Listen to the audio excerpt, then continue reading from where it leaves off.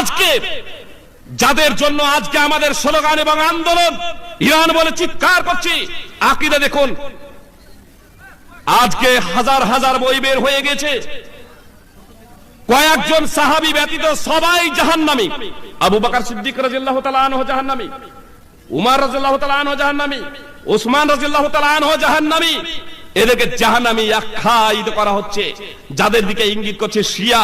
আর আমরা কিছু মানুষ না বোঝার কারণে বলছি যে এসব মুসলমানের ভেদাভেদ করে লাভ নাই। ভাই সকল, আপনার হিন্দু খ্রিস্টান কোলভিল জামাত তারা বলছে আবু বকর জাহান্নামী, তারা নাম নিয়ে বলছে উসমান জাহান্নামী, বলছে ওমর ফারুক জাহান্নামী।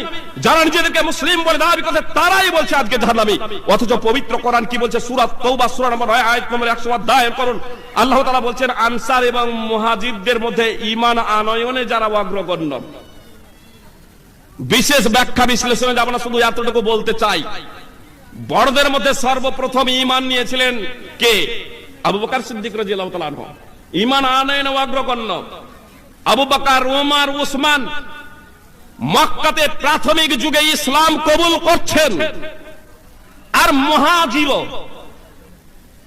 মুহাজিরও আল্লাহ তাআলা শুধু এদেরকেই জান্নাতে দেব এ কথা বলছেন না, আল্লাহ তাআলা বলছেন একাগ্র নিষ্ঠার সাথে তাদের যারা অনুসরণ করবে তাদেরকেও জান্নাতে দেব। তাদের জন্য এমন জান্নাত প্রস্তুত করে রেখেছি যার নিম্ন দেশে ঝর্ণা প্রবাহিত। আল্লাহ বলছেন তাদের প্রতি আমি সন্তুষ্ট এবং আমার প্রতি তারা সন্তুষ্ট, এটাই হলো মহা সফলতা।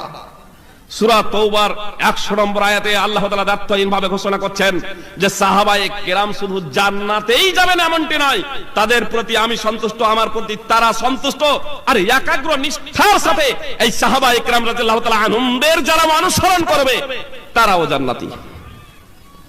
অতএব আসুন আমরা পবিত্র কোরআন এবং সুন্নাহকে বাস্তবায়নের লক্ষ্য এবং উদ্দেশ্যে সকল প্রকারের বাধাকে ছিন্ন করে পবিত্র কোরআন এবং সুন্নাহকে নিজের জীবনে বাস্তবায়ন করার লক্ষ্য এবং উদ্দেশ্যে সার্বিক সহযোগিতা, সার্বিক ত্যাগ তিতিক্ষা এবং সার্বিক শ্রম দিয়ে পবিত্র কোরআন এবং সুন্নাহকে বাস্তবায়ন করি। আল্লাহ তাআলা আমাদের প্রত্যেককে পবিত্র কোরআন এবং সুন্নাহকে বাস্তবায়ন করার সার্বিকভাবে তৌফিক দান করেন, আমিন।